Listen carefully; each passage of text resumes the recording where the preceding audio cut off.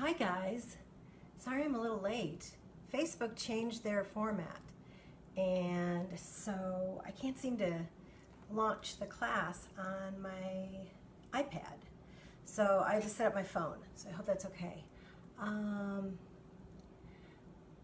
See if anybody shows up. Sorry about that. Sorry I'm so late.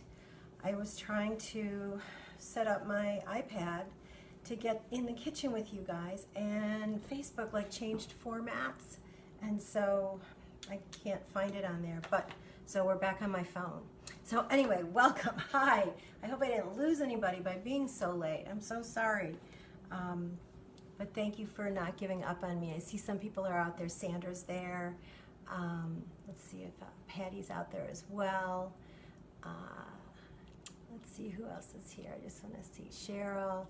All right, a bunch of you are there. Okay, thank you. Thank you so much. I was panicking. I couldn't find, I don't know why they have to change. I sound old, don't I? Why do they have to change things? Everything was fine. Anyway, I'm on my phone today instead of my iPad. Is stuff backwards though? I'm not sure if ooh, the sign's not even in frame. Okay, hold on. Let's do a little bit of adjusting here. There's the sign. You guys can see that now, right? Okay. Can you see the sign okay? Is it backwards? Let me know if the sign is the right direction, because I'm not sure if I had enough time to... Oh. And there's some little window popping up from Facebook. They want me to try another way of doing stuff, and I don't really want to. There we go. Brenda's out there. Okay, so I have some friends in the kitchen at least. Thank you so much, guys. Sign's good. Okay. All right, I need to take a breath, because that was kind of hunting around, looking for the right place to... apron's not straight and stuff. So good morning. My husband's just walking in with the dog. Do you guys have a nice walk? You saw mud bugs. You saw mud bugs? Oh, real ones like crayfish? Oh my God, where? Sorry, I just got to catch up on this. Where? By the drain across the street. Oh, really? Were they making a hole or no? Swimming around. Oh, I wish you could take a picture. We have crayfish. We do not live in the South, but we live on a floodplain. And so I think they're in the aquifer, the water table. Because last summer, I don't know if you guys remember, I posted pictures of holes in my lawn, and I didn't know if I had snakes or what. And they're mud bugs, apparently. They're crawfish coming up. So thank you everybody for joining me in the kitchen. We have a lot to do today, so I need to stop talking and start cooking, but let's just go through stuff. Want to welcome you. I'm Chef Gale Gand. This is one of my quarantine cooking classes with survival tips to help get you and me through the quarantine. We are getting to the finish line. We're actually getting to the 1-year anniversary of when this all started. My kids were sent home from school March 13th, Friday the 13th, I remember. And I think we started cooking together April 2nd. So we're sort of coming up on our anniversary. So if you have ideas of what you want to do to celebrate, let me know. I will post the recipes afterwards, so don't feel like you have to write anything down, okay? And I'll post pictures too, as long as everything comes out. I want to welcome any new students that are here with me. And possibly there's students from Chef Michelle Bass's class. Last night I got a chance to work with students from the McFadder Technical High School and College in Florida. We made Paris breast, we made cream puffs, we made profiteroles, we made chocolate mousse. I've got a whole Paris breast with chocolate mousse inside left if anybody wants to come by and do a porch pickup. Love to give it to you. It's in my fridge, not sure what to do with it. But I had a great time with the class, so thank you, Chef Michelle Bass, who used to work at Brasserie Tea 20 years ago, and now she's a culinary teacher down in Florida. So thanks for letting me invade your class, work with your students, and if there's any of the students here, welcome guys. I do this every Thursday morning at 10 o'clock, so feel free to come in the kitchen. I think it's 11 o'clock your time actually, so I'm thinking some of the students are out there. My mug today is a College of Worcester mom mug. You know my son went to College of Worcester in Worcester, Ohio. Gio went there, and his girlfriend Betica as well. They're both math majors, and he also double majored in business economics. So I got the mug. It's we paid $200,000 for college, and I got this mug. This is a $200,000 mug. right? It's like, and I got the t-shirt, but I got the mug. But it's Worcester Mom, at least. It's a great school. Mm. It's a small liberal arts school with 2,000 smart kids in Worcester, Ohio. What else is going on? Oh, I got a really nice gift from Jackie Borshu. Jackie is the writer of The Village Voice, which when I first got the email saying like, hey, would you send some recipes to The Village Voice? I thought it was like The Village Voice in New York. It's not. It's The Village Voice in Riverwoods, where I live. It's my little town of 3,000 people's newsletter. But quite a newsletter, and Jackie writes it, and I have recipes in there every month. And I did a fundraiser for Brushwood, which is a art center in the middle of Ryerson Woods in Riverwoods, where I live. And she sent me this really nice card of an owl thanking me for doing the Valentine's Day program that night. We did a chocolate fondue together and a champagne drink. We were celebrating botanicals, because they have a show up of botanicals paintings. But anyway, she sent me this really fun gift. I had never seen these before. They're egg stamps. So it's shaped like an egg, and on the bottom is a rubber stamp. This one says fresh egg, and it has like a heart on it. There's one here that's got, let's see, what does this one say? Just laid. Get it? Yeah.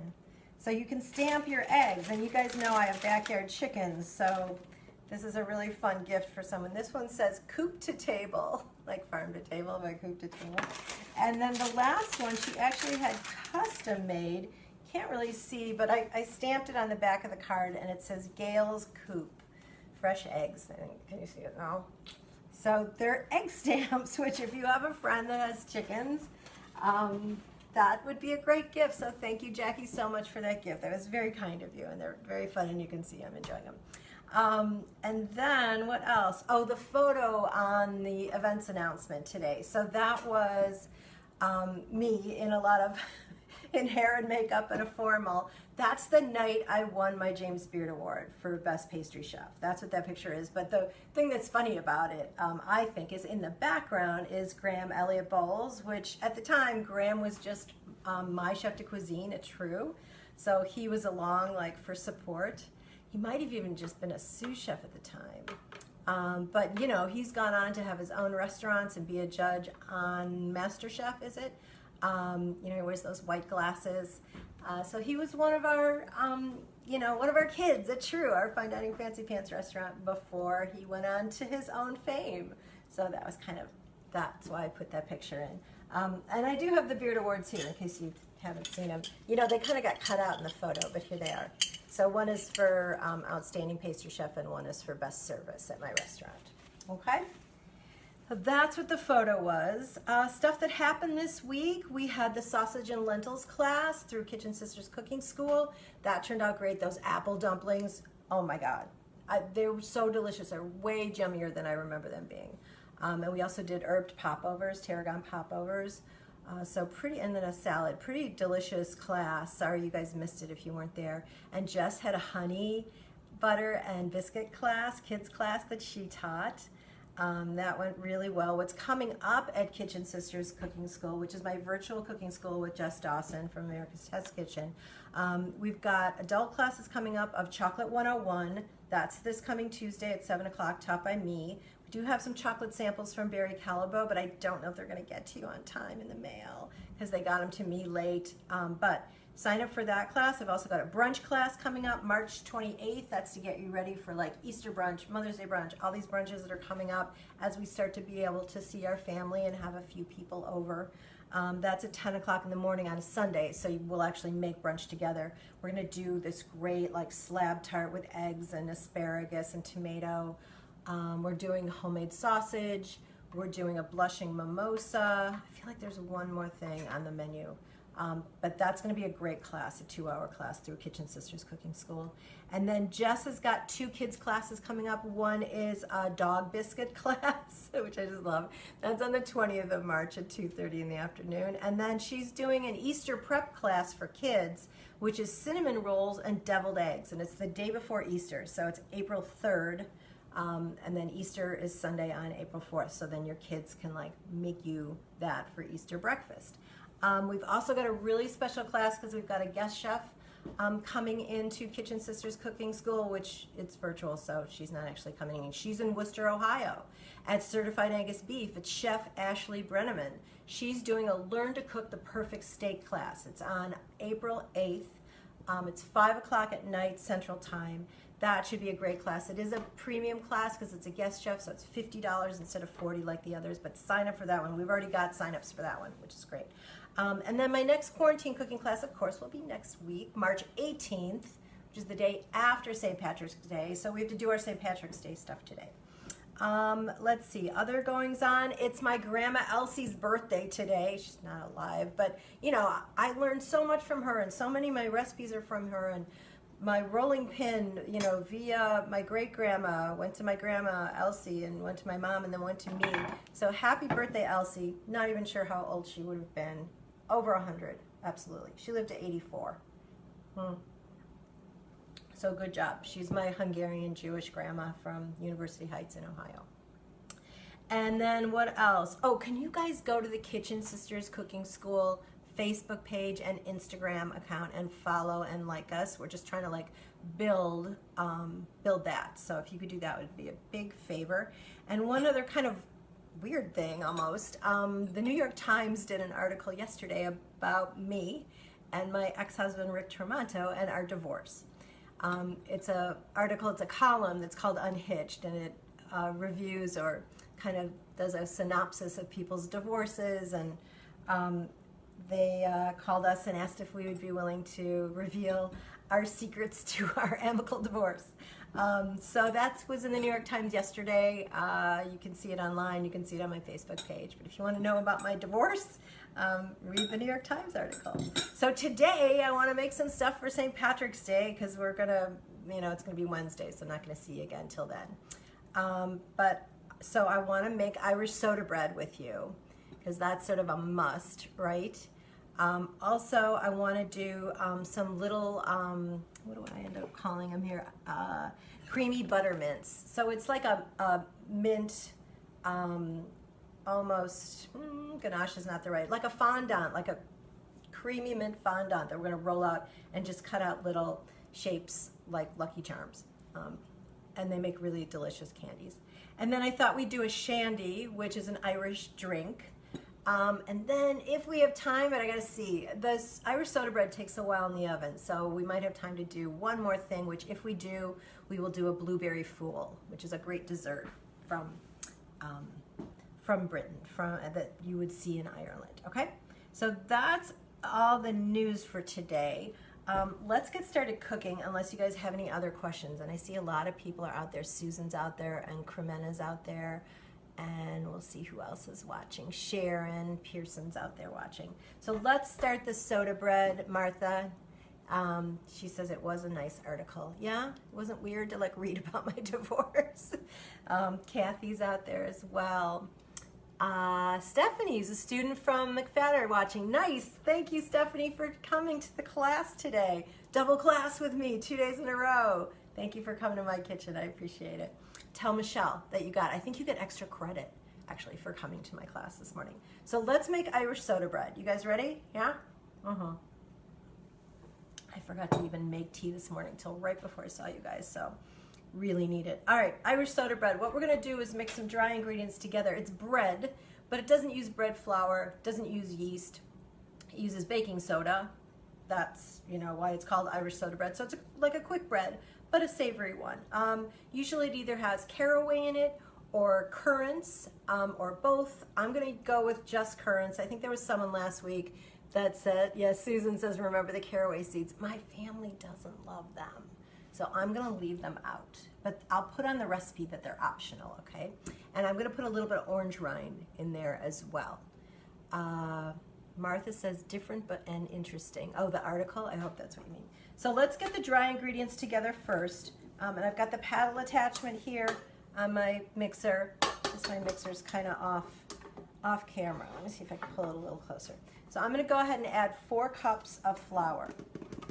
So a lot of flour in there. Some people even will take oats and grind them up, like a cup of oats, grind that up into like an oat flour and use that as well. But oats don't really have gluten, so it can tend to be a little more stodgy. So I'm not going to do that, but I just wanted to put that out there.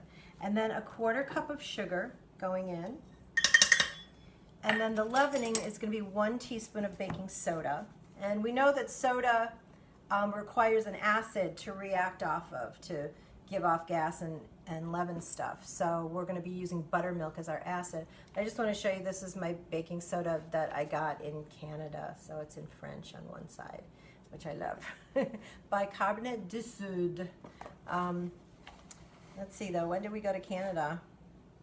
I'm trying to think if that was 2 summers ago. So it's about 1.5 years old. I think it'd be fine though.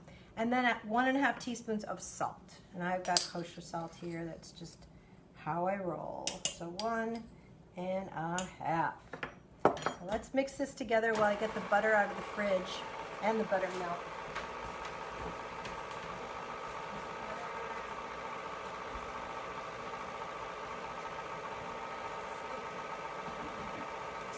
Butter and buttermilk. We made something with buttermilk before. I can't remember what it was. Recently. Do you remember? Do you guys remember what that was? All right, so the dry stuff's pretty mixed together at this point. So what I'm going to do is cut this butter. I've got 4 tablespoons of butter, in case Becky's cooking along. Then I'm going to cut into cubes. So I'm cutting the stick in half, the half stick in half, and then half again the other direction. And then I'll cut across to make like little cubes. And we'll put that in with the flour and mix it till it's pea-sized. So not chickpea size like we do with pie dough, but actual pea size, okay? And I'm just scraping all the butter off the butter paper because I want all the butter in the world. Right. So let's turn that on low. And then buttermilk, you always want to shake it before you pour it out because it does separate. So I'm going to measure out 1 3/4 cups. It kind of burped when I opened it, so I think it's very acidic. 1 3/4 cups, so you want to get down at eye level, hoping that I have enough. And I do. There we go.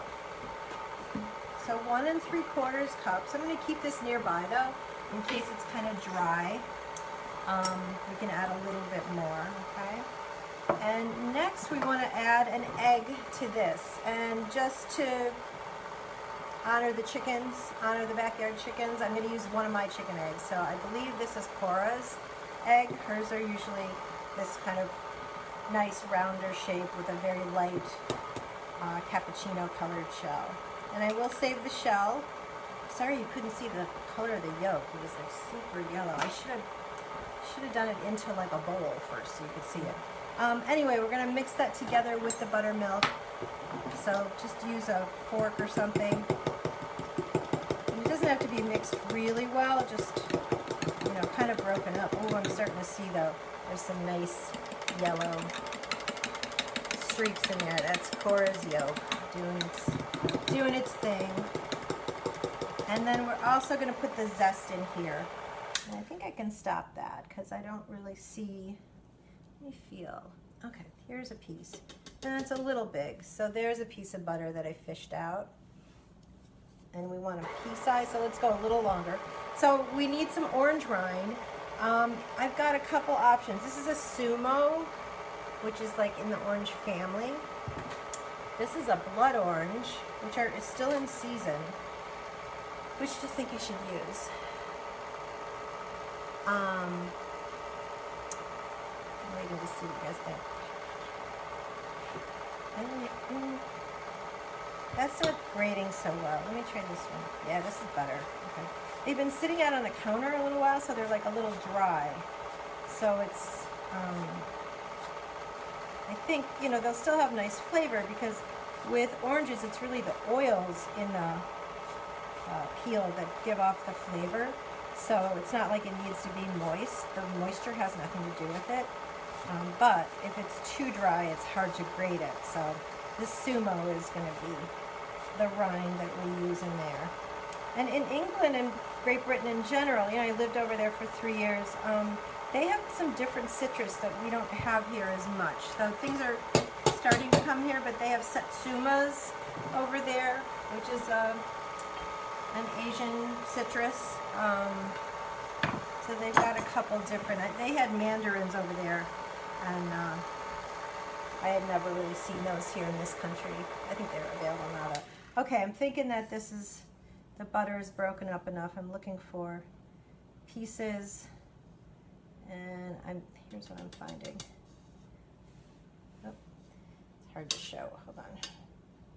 And I found like there's 2 pieces I found. So that's about right. All right, so I've got the orange rind, egg, and the buttermilk here. We're gonna drizzle that in and mix it till it's almost blended, and then we'll go ahead and add the currants, okay? But let's measure out the currants just so we got them. We want 1 cup, and I believe this is 1 cup total because I measured it out to make sure I didn't need to shop for more. Sunkist is calling them Zante currants, which are like those really tiny ones, but these are, you know, they're dried currants. They look like little tiny raisins, okay? So I've got a cup of those in the bag. So I'm gonna go ahead and, with the mixer running, add the buttermilk, orange rind, and egg. And I'm gonna give a little scrape just to get everything out of the measuring cup. Because what's the point of leaving it behind in the cup, you know? It's just gonna go down the drain, and I want it in my dough.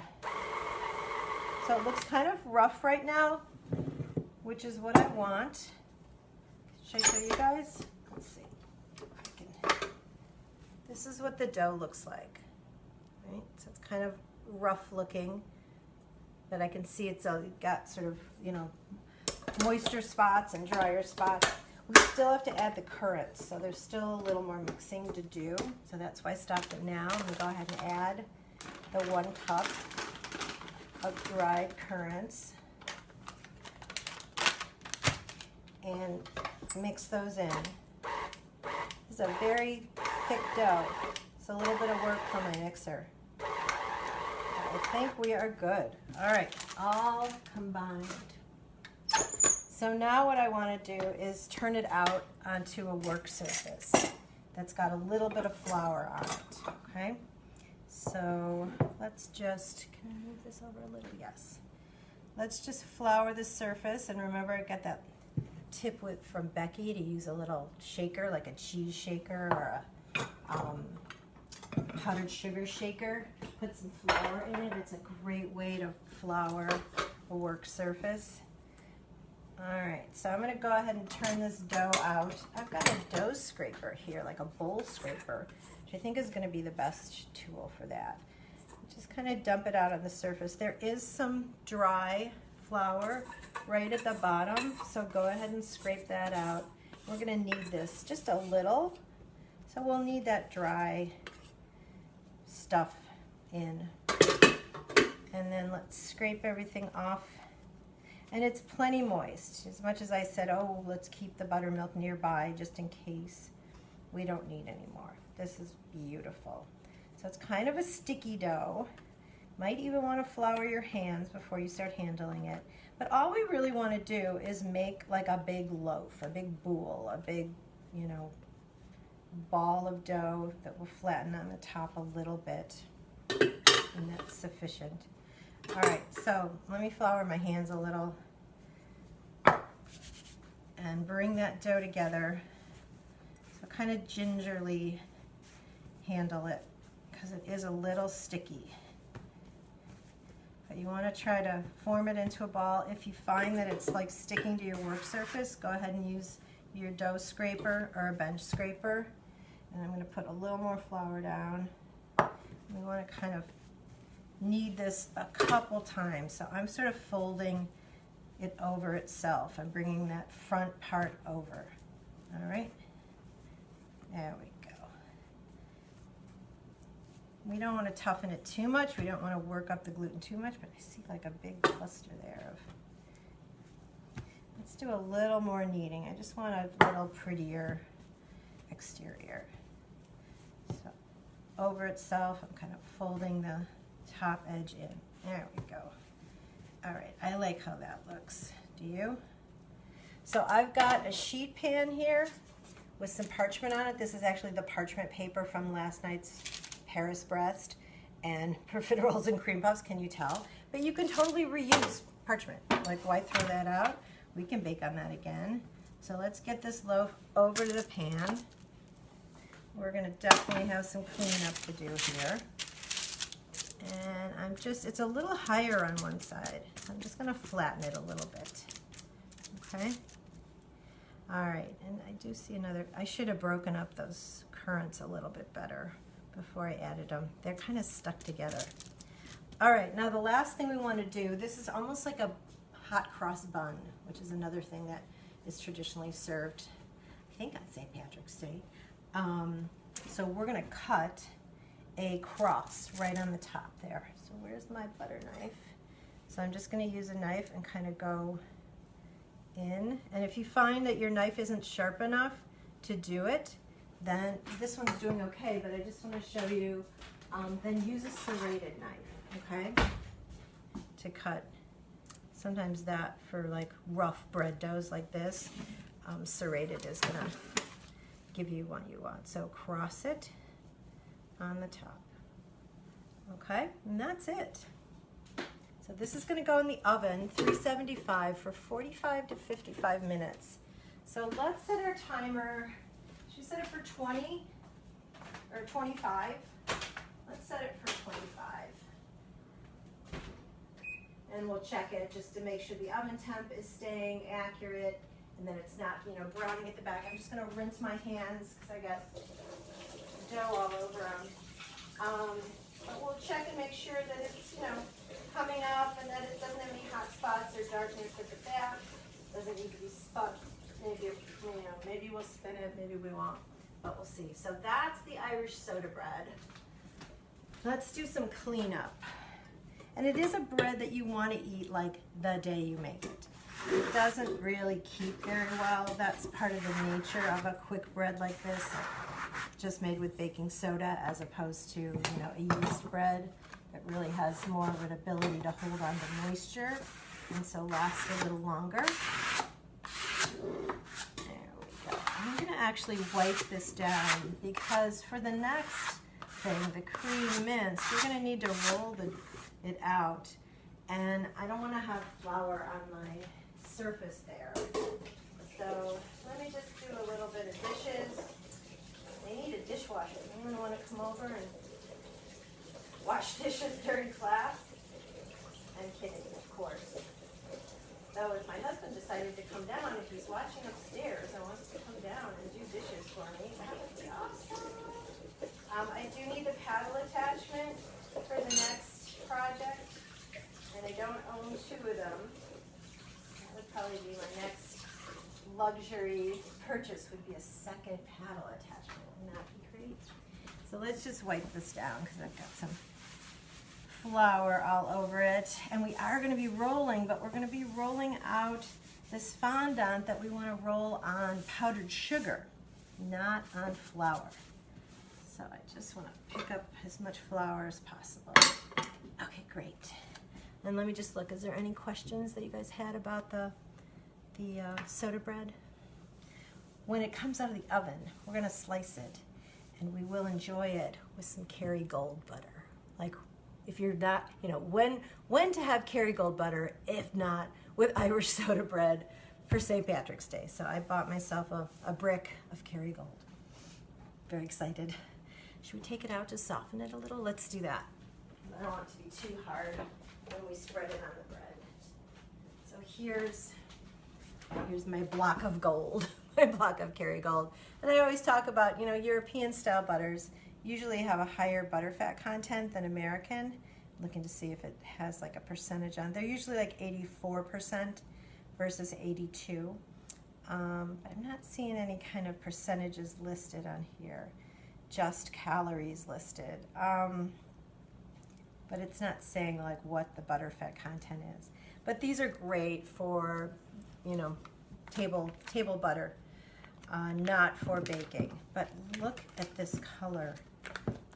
Look at how beautiful, how gold it is. That's like a brick of gold, right? So we'll use this Kerrygold. This is salted, which is what I like on bread. So we'll put that aside, but we'll use it later for when the bread comes out. All right, let's make these cream mints. They're wonderful, just sort of creamy little fondant mints. We're gonna mix the fondant, I'm gonna call it that, in the mixer with the paddle attachment again. So what we're gonna do, we're gonna mix some powdered sugar together, 1.5 cups of powdered sugar with 1 tablespoon plus 1 teaspoon, so 4 teaspoons of corn syrup, and certainly you could, you know, double this recipe if you want. A tablespoon of unsalted butter, sorry, got an itch in my eye, and 1/2 teaspoon of mint extract, and then a tablespoon of water.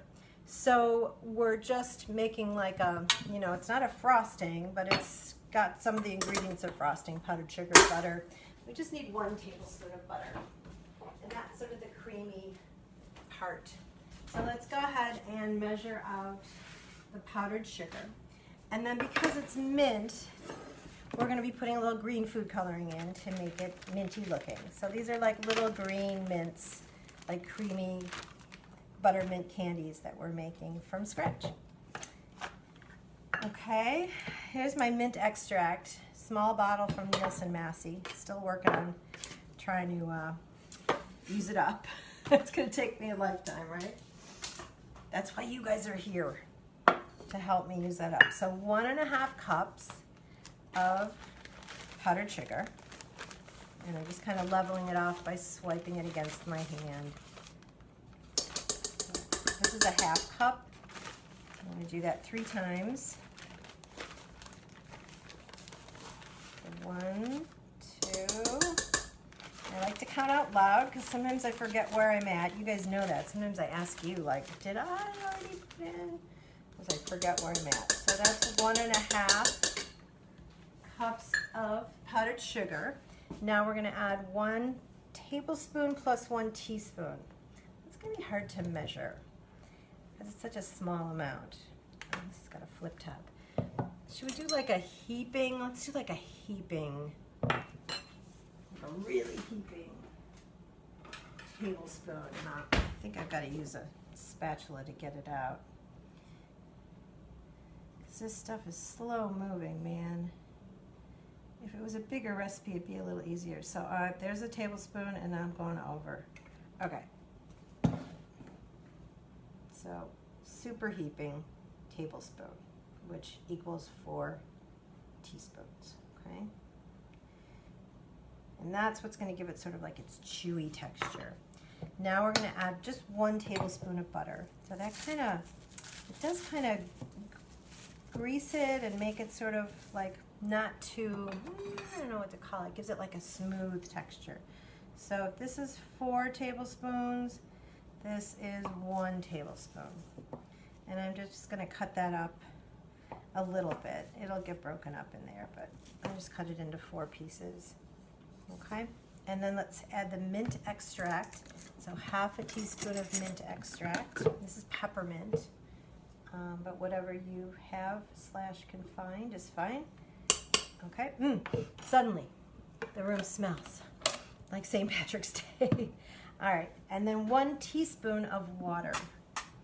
1 teaspoon water. So this is 1/2 teaspoon, so there's 1/2 and the second 1/2. All right, so this should mix together to make kind of like a soft dough almost, but it's really, you know, a sugar fondant.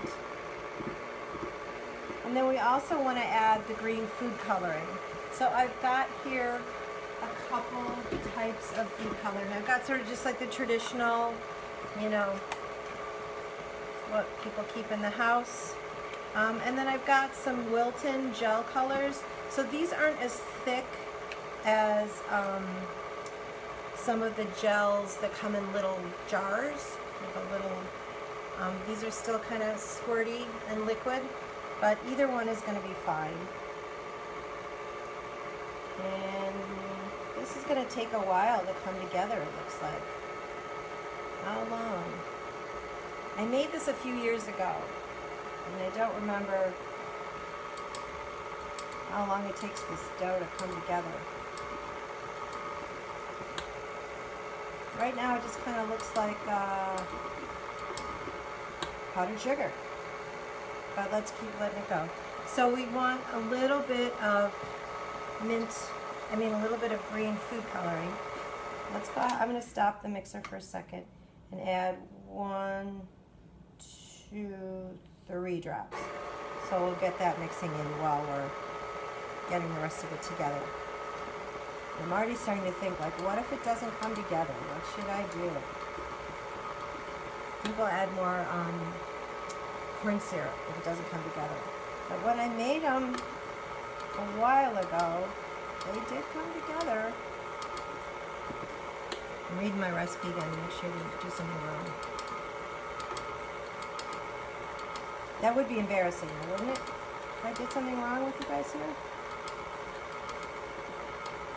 But it's really not coming together. Let me just feel it and see if we squished it, would it come together? Oh, you know, I'm just gonna, let me just scrape it because there's some stickiness on the walls. But I do think I'm gonna have to add, maybe, you know, because I estimated that corn syrup, maybe it wasn't quite enough. I think I'm gonna add a little more. Right now it looks kind of powdery, but if I sort of press it together with my fingers, it will almost stick together. I'm going to add a little more corn syrup. Trouble, we're learning the recipe here together. How much should we add? Let's see. I am surprised though, because I have made it before. So I'm going to measure out. This is like 2 teaspoons. I'm going to add that. And that way, I always like the measurements to be a little more convenient. So that would be 2 tablespoons total. All right, let's give that a little time together. See if that'll bring it together. Maybe my butter shouldn't have been cold. I see Becky's out there.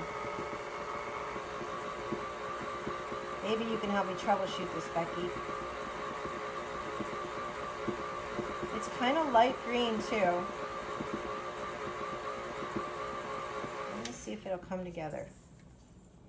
Oh, it almost wants to. Here, I just want to show you. So here it is. It wants to come together. Very close. So I might add a little bit more water.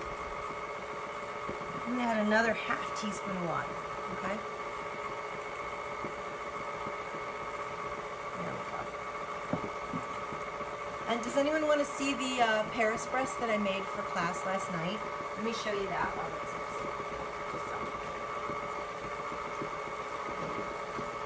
So normally a Paris breast might have like custard and whipped cream inside, and sometimes I do strawberries around, but we made chocolate mousse last night. So this is the Paris breast filled with chocolate mousse. So if anyone wants to do a porch pickup, I've got this whole Paris breast that it's just too much. We've got chocolate mousse in the house. We've still got poppy seed cake from last week. I got rid of the first one, but I've still got a second one. Anyone needs any of that? Oh, I've got lemon tart. This was delicious. So one of the other classes I did this week was Eloa Farm. We did a winter risotto class. We made minestrone soup, and we made this lemon tart with a pine nut crust.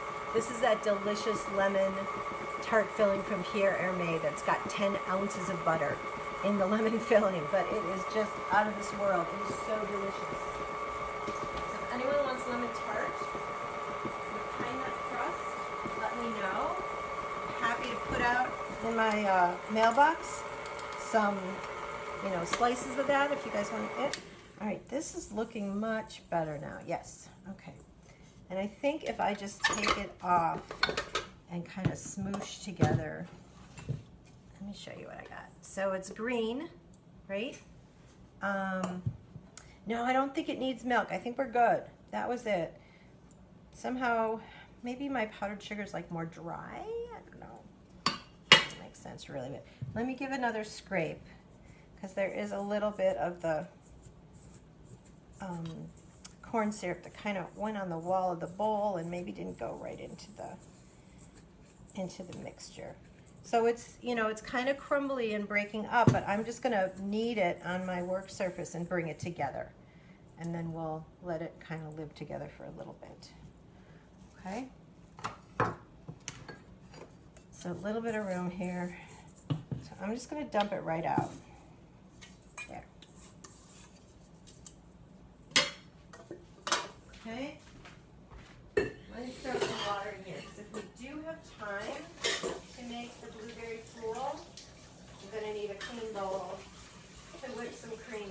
So let me just get that soaking for now.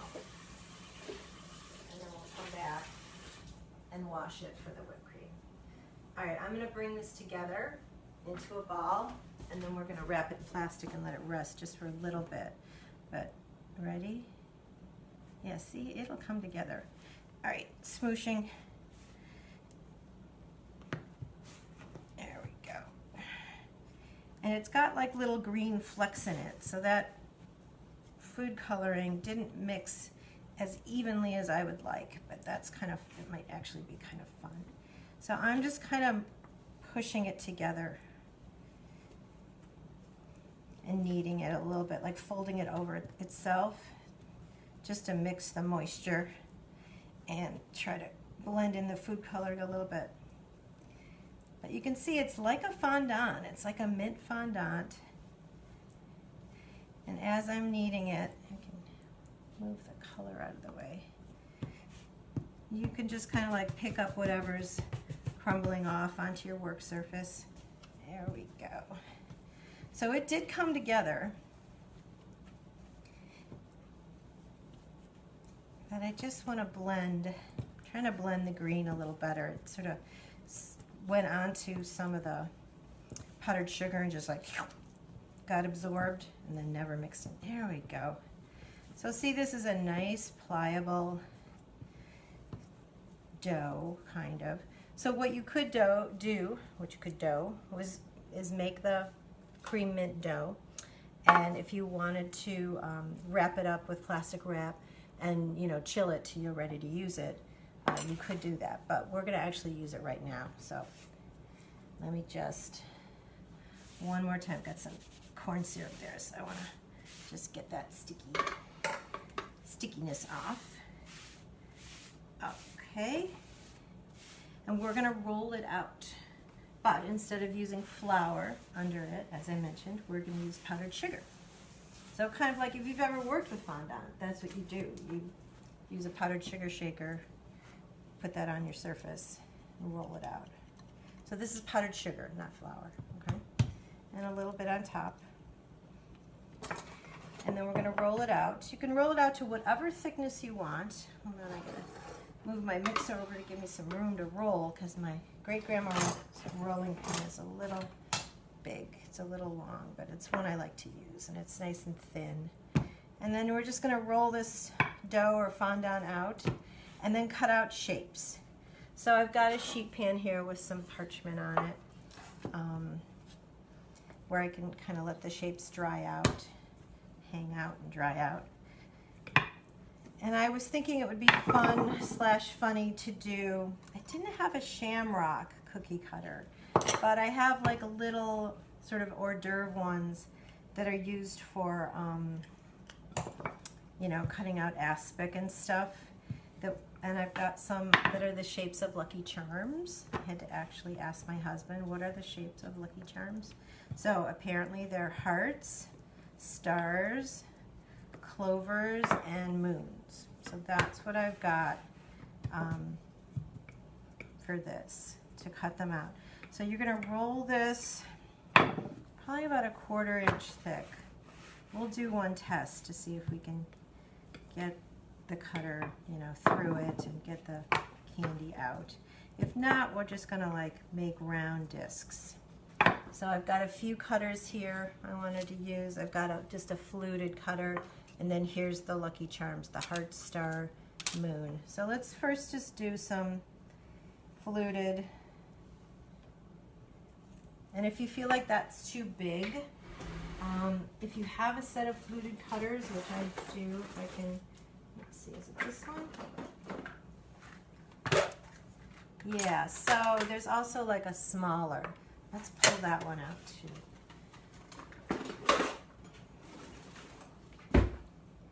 Cut some of those. So those cut nicely. Great.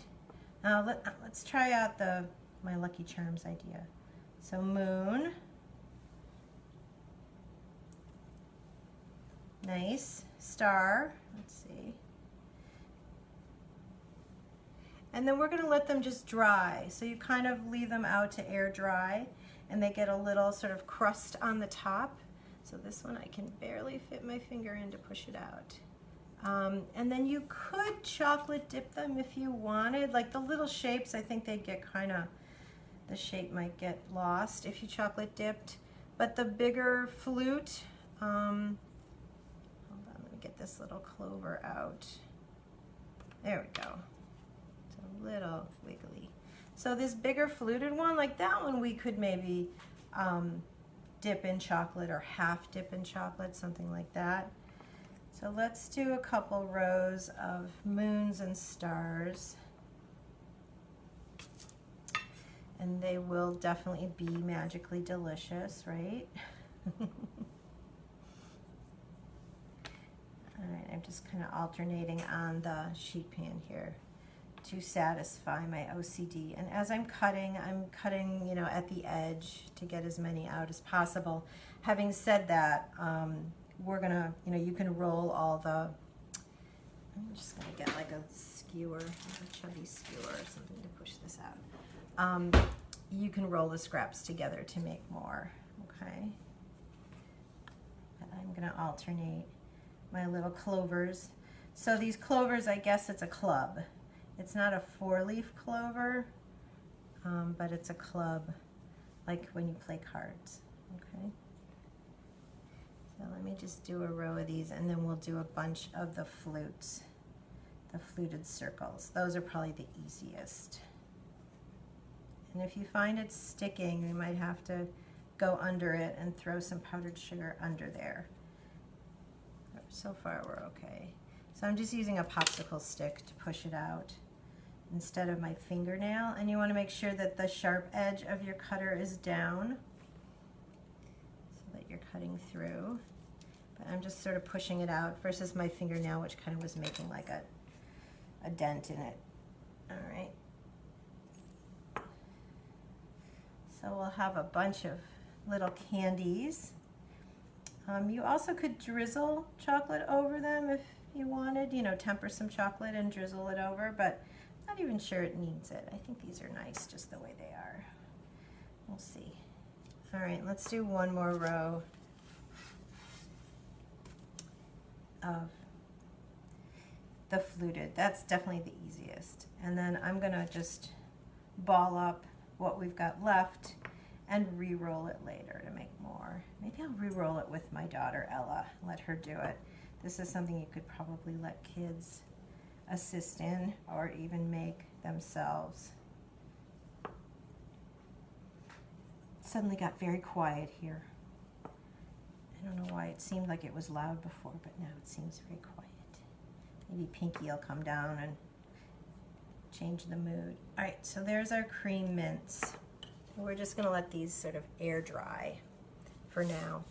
And then in a little while, we'll touch them and see if they kind of perk up and like kind of dry out.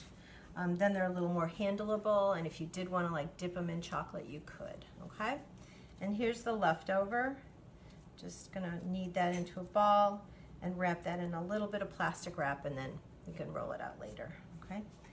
Let's see, do I have a piece? Yeah, here's one.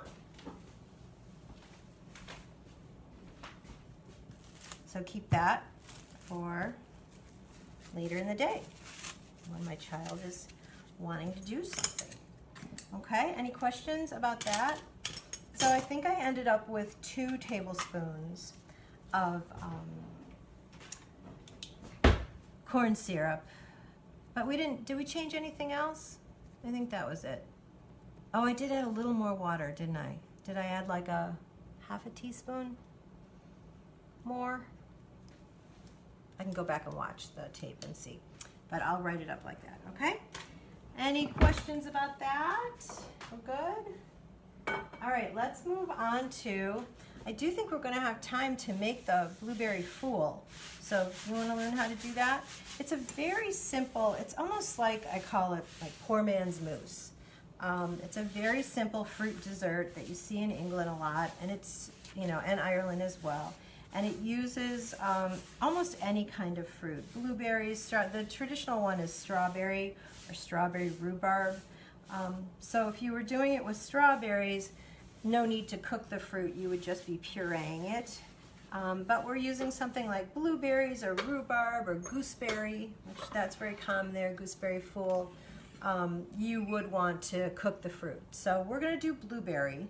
So let's go ahead and cook it, okay? I'm gonna get my little burner out. We can use that. And I just heard the timer, so we're gonna be checking our stuff pretty soon. Checking our soda bread, but let me get out blueberries. Normally what you would do is cook your fruit with a little bit of sugar, a little bit of lemon juice, and that's really it. And then you're pureeing it, straining it to get any seeds out, and then kind of gently swirling it into whipped cream, but not completely folding it in. You want to see like the streaks of it. So let's go ahead and get the fruit cooking. I've got some blueberries here. This is about is this a half pint? It says it's a pint. Let's measure. Let's do like a cup of blueberries. How about that? Okay, cup of blueberries. And let me just check the soda bread. That was 25 minutes, right? Oh my God, it's beautiful.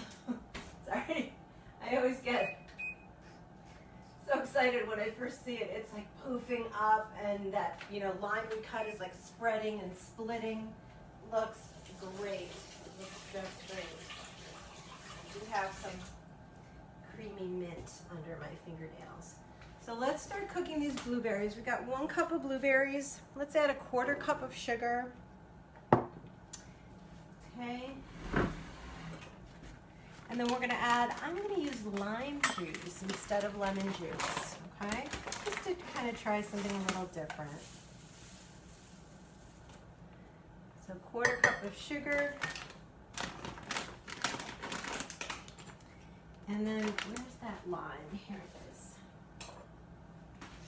We're gonna puree eventually and pass it through that strainer. So let's squoze 1 lime into there. Just gonna cut this. It's not a pretty lime, but my store sometimes has like giant bags of citrus for 99 cents. And it's like, you know, 10 limes and 10 oranges and 10 lemons, but the peel is not attractive. But the juice is still fine. So I'm gonna go ahead and juice 1 tiny lime into here.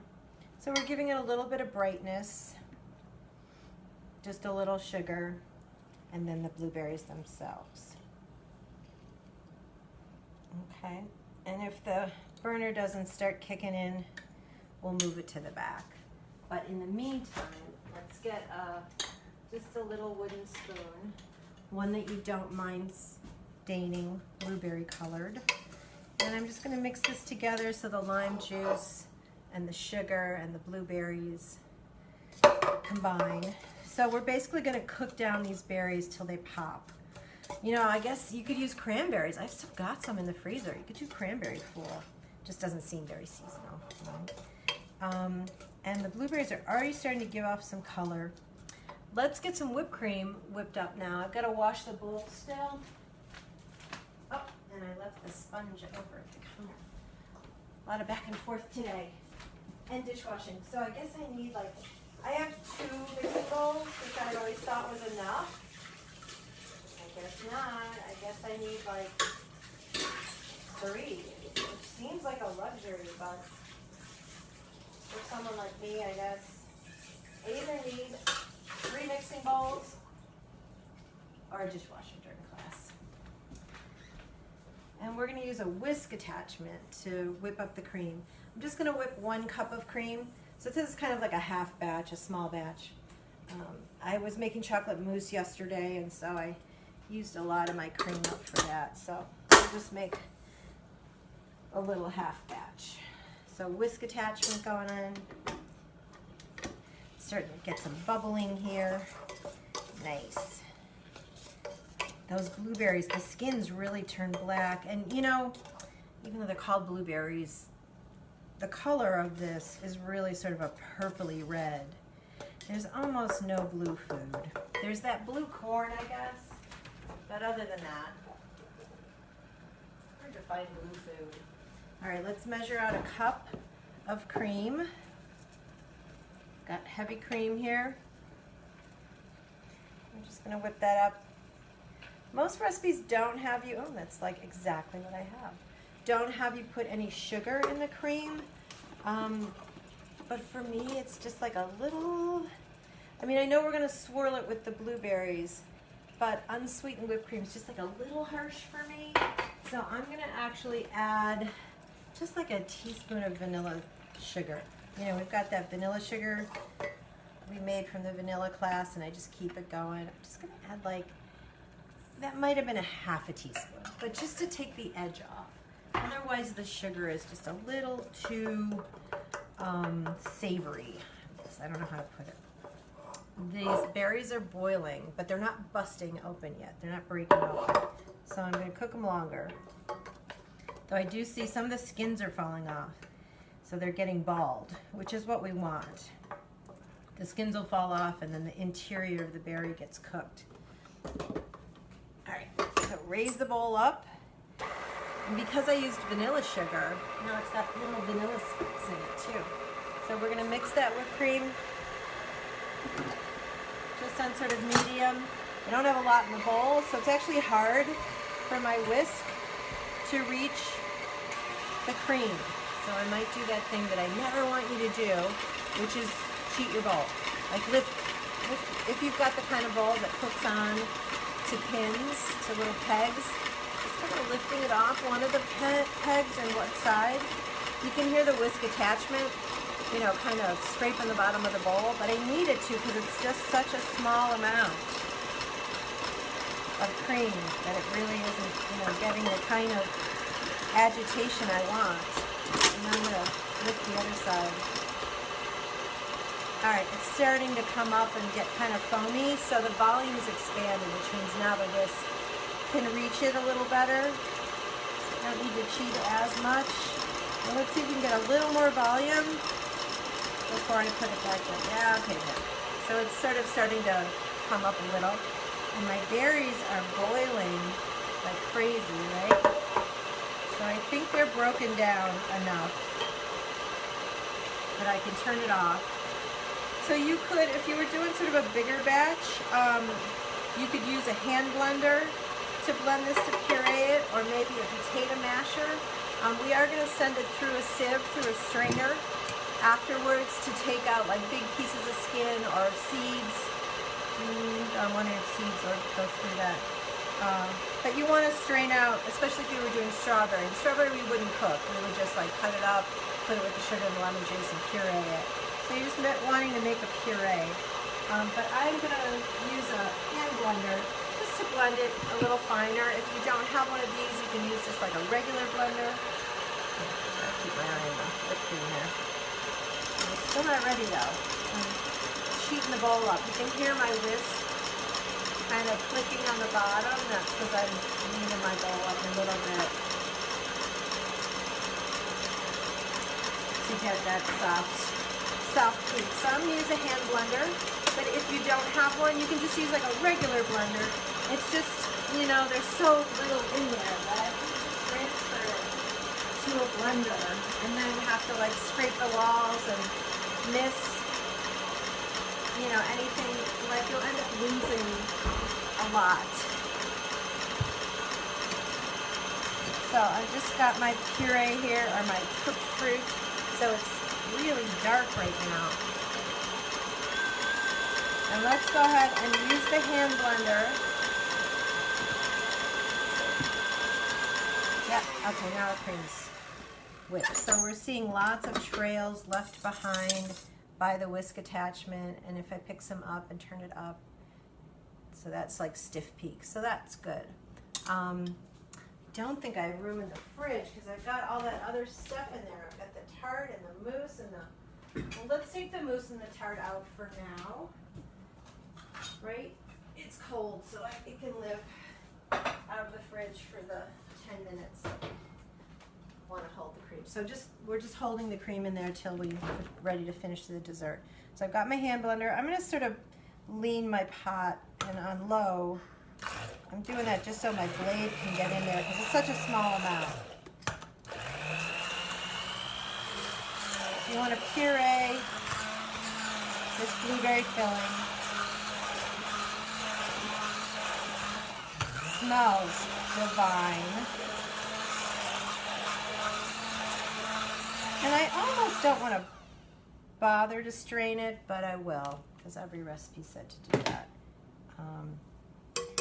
I think they just want like a more, consistent texture. They don't want like big hunks of skin, which it would have. You want just sort of like a, almost like a loose jam kind of thing to fold into the cream, to swirl into the cream. We're not going to fold it all the way. We're just going to swirl. All right, so let's strain this through the strainer. Got my smiley face spatula. It says that I'm at low battery, so I'm gonna have to go plug in my phone for a second. Can you guys wait for that? This is gonna go through the strainer. Can you strain that for me? No, you don't have to do. You don't have to work in my class. Let me just get a charging cord going here for this. Oop. All right, let's see if we can get this charging. Sorry about that. Because I had to switch from iPad to phone. There we go.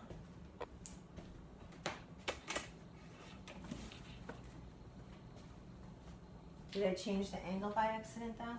Let's see. Oh yeah, it's a little goofy. Sorry about that. I'll get there. Today's one of those days, maybe, I guess.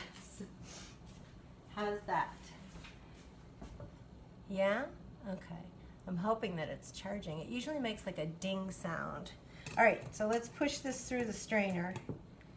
And we do want to cool it off a little, so I might stick that in a water bath, or maybe I can just stick it in the freezer, some kind of ice bath maybe, we'll see. So I'm pushing it through the strainer, and I want to show you what's left behind. It's not a lot, but first I'm just going to scrape off the back side of the strainer because there is a lot that just hangs out, that just got pushed through, but it doesn't have enough weight. But look, there's a bunch of skin and fiber and stuff. So that's what we strained out to make it a little more delicious. Now I think we're gonna have to chill it really fast. I'm gonna put it in the fridge. And how about we make our shandy and then we can put this together, okay? Because I think it'll cool off fast in the fridge. If I can move the cat food over. Any questions about that so far? So we've just got the cooked blueberries, sugar, lemon, pureed that, and whipped up some cream. Great. All right, so let's work on shandy, and also I've got a few tips for surviving, and then by then probably we can have some soda bread. Margaret said to put it in the freezer and set a timer. If I had that kind of room in my freezer, actually we made a pizza last night. I might have room. So Margaret, that's not the worst idea. No. I mean, I'd have to transfer to something smaller, so it's okay. It's okay. But thank you. That would be good. Like if you put it in something shallow and put it in the freezer, that's a good way to chill things really fast. But let's do some tips and then we'll make a shandy, okay? I just have a few today, not a ton, but one of them was if you find that there's something that you keep writing on your grocery list over and over and over again, next time buy a larger quantity. So for instance, I keep buying the 5-pound bag of flour. I use Sarasota unbleached. And I swear every week I'm buying one of these. So if I would just buy the 10-pound bag, it would save me a possible trip to the grocery store. So if you find that you're, buying the same thing and it's something that's not perishable, if you're buying the same thing like every week or every few days, just buy a bigger batch. Not only will it save you trips to the grocery store, but it's probably cheaper. So it'll save you a little bit of money. So buy larger quantities of stuff. Another tip is, winter is kind of over. I don't know, it was 70 here a couple days ago. All our snow is finally melted. So I think since winter is over, it is time to get a pumice stone and take care of your feet. So if you've got dry spots on your feet from winter and having dry skin, get yourself one of these they either come as a little brick, or this one is nice because it's got pumice on a handle, so I can use it in the shower on my heels of my feet and on the balls of my feet and the edges that kind of have a lot of calluses. And now is time to start taking care of your feet because you're going to be putting on flip-flops soon, really, I promise. Winter is over, so get yourself a pumice stone. The last two things are just sort of questions for you. One is I've noticed that we have black squirrels now all of a sudden. And when I used to drive to Worcester, to College of Worcester, where my son went to school, to college, they're famous for their black squirrels there in Worcester. They're everywhere. But we never had them here in the suburbs of Chicago, and suddenly this year we have black squirrels, and they're so cool looking. Like, they look really badass, to be honest. I just love them, but I'm just curious, is anyone else who didn't see black squirrels a year or two ago now having black squirrels?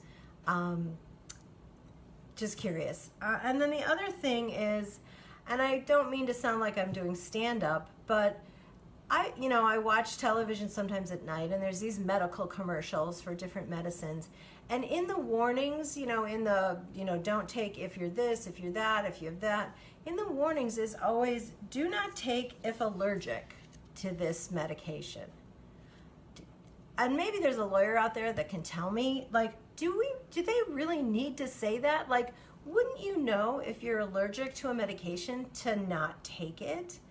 I just don't understand why they're saying do not take if you're allergic.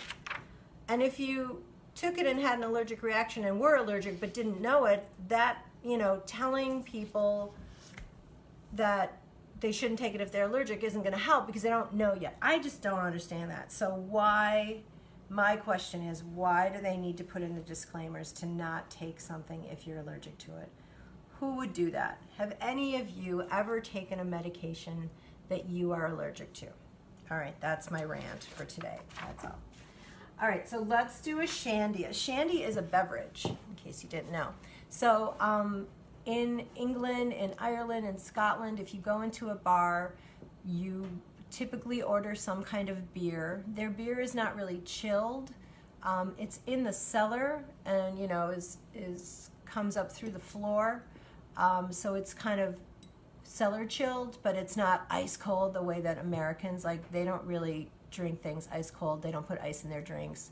And one way to have beer that's a little more palatable if you don't love the bitterness, the hoppiness of beer, is to cut it with something. So there's a drink called a shandy, which probably originally started in the 1600s, where they would mix ginger beer with beer. So it gave it some extra carbonation, and it put in a little sugar, a little sweetness. But over the years, the last 100 years, what a shandy has mostly been is half beer and half, but hear me out, lemonade. Now, lemonade in Britain is not lemonade like here in America. Lemonade over there is what they call like 7-Up or Squirt or like a lemon lime soda.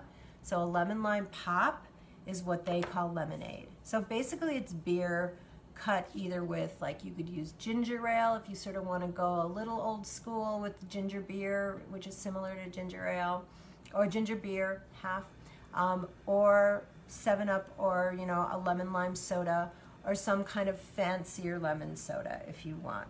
So what I wanted to make with you is one that was just a little fancy. So we're going to use some beer, some not fancy beer, and some fancier lemon soda. So I've just got, and it's not that I don't have fancy beer, I've got some Omegang in the wine closet, but it's a big bottle. And if I open that, I won't be able to post the recipes. I won't get my homework done because I'll have drunk too much beer. This is a really cheap canned beer. It might be from Milwaukee. Let's see. America's Classic Premium Beer. And somehow we got into the habit of drinking like cheap beer on St. Patrick's Day. I think we would go to Elwood's in Lincolnwood. It's a Let Us Entertain You restaurant, but it's like a bar kind of restaurant. And on St. Patrick's Day, they would have Irish music, and the whole menu's Irish, and they would have these little like dollar beers, and I think it was Schlitz that they would serve, which is a local beer for me here in Chicago. So sort of cheaper beer. So I'm going to use a cheaper beer. I'm going to use Hamm's, which is what I had gotten this year for my husband's Super Bowl chili experience. You know, he makes chili for Super Bowl, but part of the recipe is then you don't watch the Super Bowl, you just eat the chili. And then, but I've got some fancier lemon soda that I found. It's at Woodman's, so I don't know how fancy it could really be, but it's called Caruso's, and it's an Italian-style lemon soda. So this is what I'm going to use for my lemonade. So it's going to be half lemon soda, half beer. And I think it's almost like, not for kids, but like what you would sort of start with when you were younger, you know, starting drinking beer, is you would have a shandy. Or honestly, it was sort of like for women, you know, to kind of like have some beer but not have as much alcohol. It was much lighter. I'm getting Hamm's from the land of sparkling waters. I thought it was sky blue waters. Anyone remember that one? Yeah. Hamm's, I'm thinking of the song. Best for brewing from the land of sky blue waters. What is the Hamm's the water best for brewing? So they must have used like spring water or something for it. But it was kind of this, oh, hello, gorgeous. Let me just see. I'm tapping it to see if it's done. It doesn't sound as hollow as I'd like it, so I'm just going to give it like 5 more minutes, okay? So let's see, that's 50 minutes total. So anyway, yeah, it was a song that had sort of like an Indian, there was like a drumming in the background, like a powwow rhythm. Hamm's the Hamm's that comes from sky blue waters, comes the water best for brewing, something like that. Sorry to make you listen to me sing. All right, so let's go ahead, half and half, half lemon soda. So this is going to foam up some, but the beer is going to foam up more. So I'm adding the lemon soda first, and I think some bartenders like actually pour it in some way that it keeps its layers, but I am not that bartender. All right, so let me go ahead and add half beer. So it's getting a head on it, not too much. But you know what? It does look a little, it looks like the beer is at the top and the lemonade's at the bottom. It does have a little bit of a stripey look to it. All right, let's try it. So tea's going away. Shandy's coming to my lips. Ready? Let's try it. And before I drink this, just to preface, I don't really drink beer. I don't really like beer. Or I think I don't like beer. I like a Chimay, you know, but that doesn't count. I could drink that. I used to drink them when I lived in England, like 30 years ago I used to drink them. I haven't had one in a while. And you can use other beers. You can use dark beers too. Actually, that has another name. Can someone look it up? If you use a dark beer in a shandy, it's got another name. If I find it later, I'll post it, okay? So that's how to make a shandy. Oh, so let's put the Fool together. I think we can do that. I've got a beautiful sort of old school dessert glass. And let's see. What we're gonna do is kind of swirl. So I need a spoon. I think this will be good. And I need something to plop the whipped cream in there, and then we'll kind of swirl the blueberry. So we got a lot done today. We did 4 things, kind of. I mean, one was a beverage, but good for us. So I'm just re-whipping this slightly because sometimes in the fridge it kind of separates and comes down a little. So let me just trying to see how much we'll need. About that much. All right. And then get the blueberry. Got a little smudge here on the glass already. All right, let's get the blueberry puree. And maybe I've got a little mint.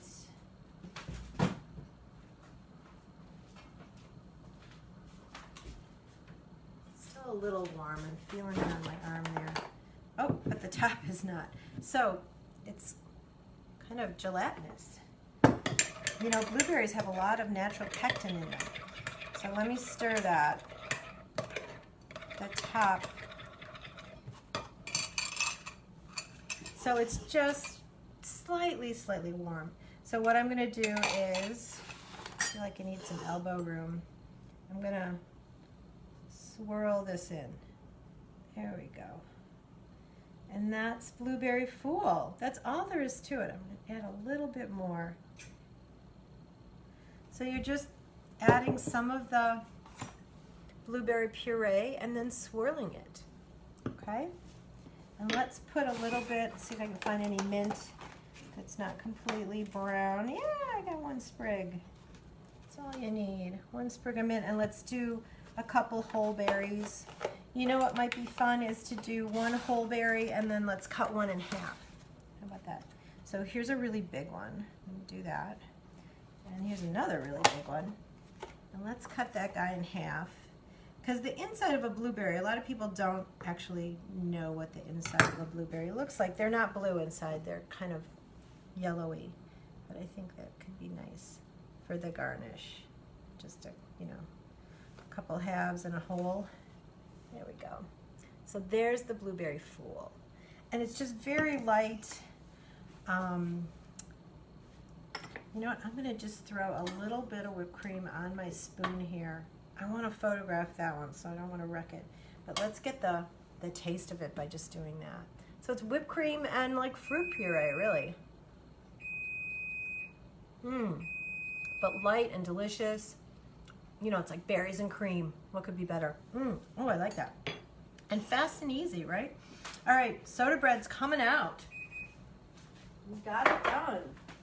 Very proud of you guys. I wasn't sure. I was like, what are we gonna do the whole time? Because it's a longer bake than we usually make. Let's just get everything here. And I'm gonna need some kind of cutting board for it. What do I got here? You definitely wanna cut into it, right? You guys wanna see it. Here's the board. We're gonna need that serrated knife. Ah, look at this. That is a beauty. So here's the soda bread. And you see how it kind of split? That turned out nice. All right, I'm gonna pick it up with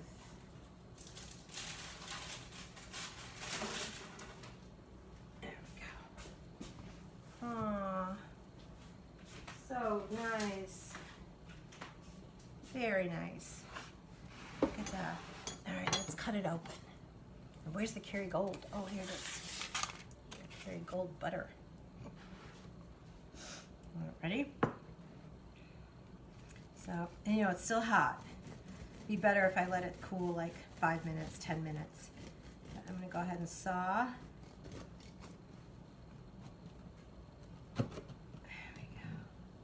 Beautiful. Oh my God.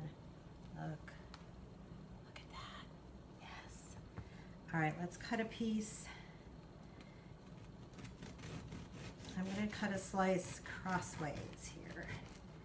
It's still a little moist inside, but I think if I let it cool, you know, naturally, it would kind of disperse that little bit of moist center. But here's a slice. Hot, hot, hot, really hot. Sorry, super hot. But let's get some Kerrygold. It's like a once a year celebration. We do a little Kerrygold on our bread. All right, ready for a bite? Hot though. Hold on. Oh, the orange rind is really good. Oh, I love it. The currants are like a little chewy, but the bread is, you know, tender and not kind of cakey almost. Ooh, with Kerrygold butter. You got to do this. You got to try this, guys. Here, have a bite. Okay. Sorry, you can't. I know. I'm sorry. Delicious. So happy St. Patrick's Day. We got to do Irish soda bread. We did these nice little cream mint candies, which they're drying out. Oh, see now, you can pick them up. So you just enjoy them, you know, as little candies. Or if you wanted to melt some chocolate and kind of dip these halfway in, you could. But I think they're nice just like this. I'm gonna let mine dry like another hour probably, and then they're ready to eat. You want to get like a little skin on them. And then here's our blueberry fool. I feel like I just called myself a blueberry fool, but blueberry fool, really nice, simple, easy, fruity, fresh dessert, especially to celebrate spring. And shandy, cheers. Getting crazy here at Quarantine Cooking Class. Thank you so much, guys, for coming to class today. Sorry I kept you a little over. We went to an hour and a half, but we wanted to make the Irish soda bread, so I think it was worth it. I will get the recipes posted in the next hour or so. And if you do make anything, can you post in the like in the comments under the recipe and post your picture? I would love to see what you guys made. That would be really fun. And of course, if anybody needs to buy a class at Kitchen Sisters Cooking School, just go to that website. If you need a signed cookbook or some caramel sauce for me, go to galegand.com, go to Cookbooks and Soda, go to Gale's Square Store, and you'll see all my stuff that's available. Make sure you buy shipping so I can ship it to you if you don't live close. Thank you everyone for watching today and for spending time in the kitchen with me. You guys know that this is how I have survived this year without going insane. So thank you so much for giving me someone to cook with, someone to cook for, joining me in the kitchen.